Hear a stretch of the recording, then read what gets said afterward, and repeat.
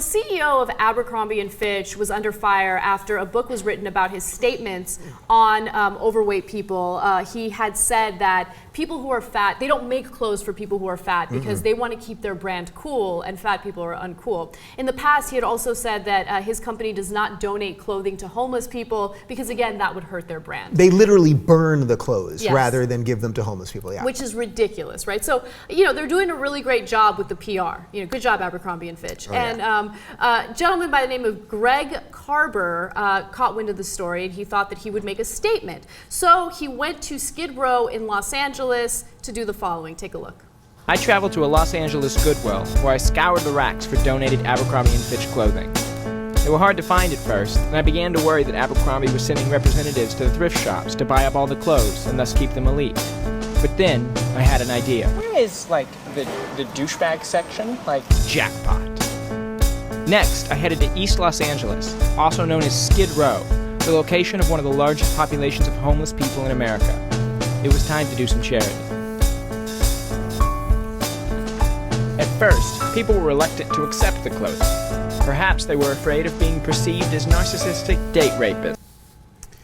All right, and then later on, you know, some of the people did take the clothing, and the video went viral. A lot of people really loved it, but he was getting an understandable amount of criticism as well, and I wanted to get your thoughts on this. Did you think that this was a good execution of his message? It was a little heavy-handed, the way he was manipulating homeless people, the same way you could say that Abercrombie's manipulating, you know, fat or overweight people, whatever. So yeah, maybe not was the perfect execution in that regard.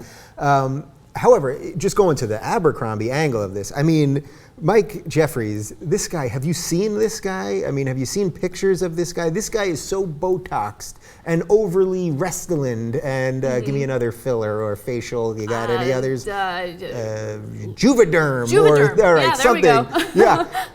I mean, this guy is plucked and primped and has so much of this stuff. And he's still ugly, which is inside and out. Talk about like an inside job where you do it to yourself. I mean, he obviously went through some stuff as a kid and probably was an ugly kid and now has lived his life to shame his very self and all the people that are shopping at his stores. And by the way, this isn't just about women. You know, a lot of people are saying, well, this is about overweight women. Look at what they do to the guys at Abercrombie. Every Abercrombie bag is like 8 perfectly abbed guys, perfectly fit. They don't even they're too fit to even wear their clothes. So they're doing this to guys just as much as they're doing it to girls. I think it's a terrible business idea to fat shame. I mean, forget the morality part of it. Of course it's immoral. I don't think you should fat shame anyone under any circumstances. Look, we obviously have a problem with poor nutrition, with obesity in the country. It's a serious problem that you should tackle. But you don't tackle it by fat shaming people. And as a business, if you want to be cool, really, you're going to be a bully? I mean, we have a problem with bullying in the country right now, and basically you're going to reinforce that. Right, and also don't say it. It's one thing that they've done it. They've always done it. They obviously want to go to the cool people, but once he said it last week, like, we want to be the cool kids.